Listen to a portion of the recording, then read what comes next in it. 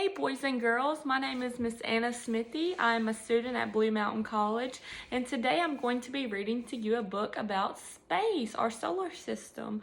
It is called There Is No Place Like Space, and it has one of our special friends, the Cat in the Hat.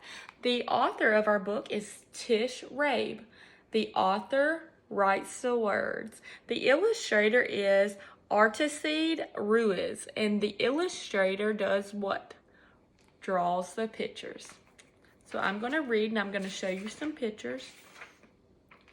I'm the Cat in the Hat and we're off to have fun. We'll visit the planets, the stars, and the sun. There's no place like space. I will provide to you. Your mother will not mind at all if I do. So where are they going? To space. Jump in, here we go. We'll fly up so high and dance on the moon and play games in the sky. We will swing past the stars, and in case you have missed them, you'll soon see. Let's see what we will see. The planets in our solar system. There are 9 of these planets that circle the sun, and soon you'll be able to name every one. So they are going to see all the planets in the sun. Mercury's close to the sun's burning light. It is hot in the daytime and freezing at night. So this is Mercury. Mercury is closest to the sun. On Venus, the weather is always the same, hot, dry, and windy, and no chance of rain. Can you guess what the next planet is? Well, here is one clue. It is my home and home to thing 1 and thing 2. You have been living on it each day since your birth. It's the 3rd planet from the sun. It is our planet. So we just visited Venus. Who thinks they know what the next planet is? It's our planet. Earth. The next planet is Earth. It spins all the time, round and round like a top. It turns once every day and it never will stop. The question had thing 1 and thing 2 in a tizzy. If the Earth is always spinning, why don't we feel dizzy? We don't feel Earth as it spins on its way because we're spinning right with it right now every day. So while Earth's spinning, we're spinning. Next, here is Mars. It's the color of rust. We sneeze achoo because it's covered with dust. Travel to Jupiter and you will find it is bigger than all the other planets combined.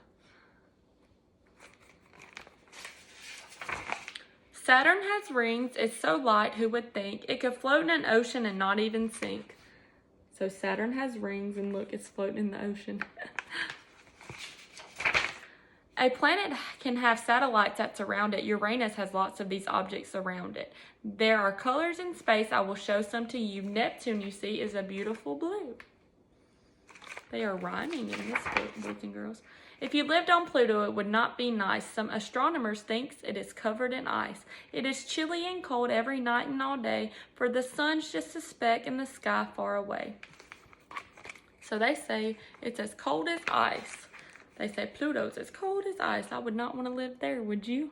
Okay, now, this is a word to know. It says an astronomer studies what's up in the sky. Thing 2 wants to be one. In fact, so do I. So an astronomer studies what's in the sky, like our solar system.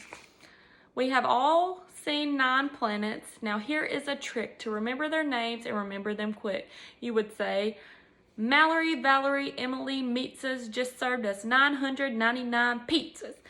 The first letter of each of these words is the same as the first letter in each of the planets you named.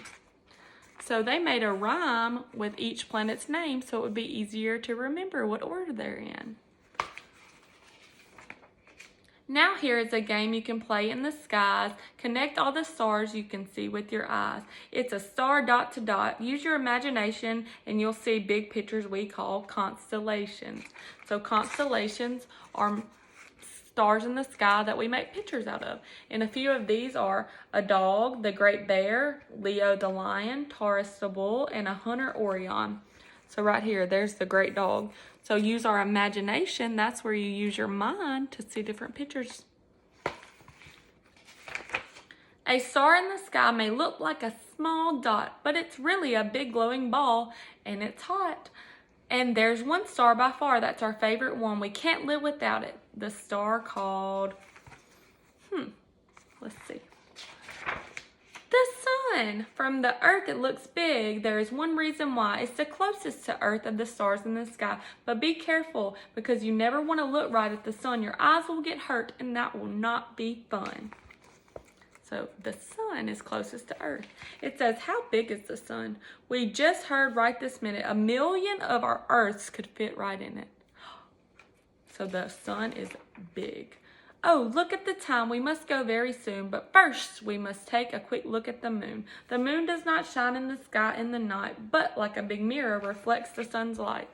So at night, we see the moon sometimes because it reflects the sun's light. The universe is a mysterious place. We are only just learning what happens in space. So I brought to you a present to look in the sky. Just put this telescope up to your eye. So a telescope helps them see in the sky. They'll look through it and they can see the planets or the stars. Oh dear, I must go fly back up to the stars and take thing 1 and thing 2 out to dinner on Mars. But there's lots to discover, and it might be you who looks up in the sky and finds something that's new. They looked in their telescope and what did they see? The Cat in the Hat. The end. Thank you, boys and girls. I hope you enjoyed it.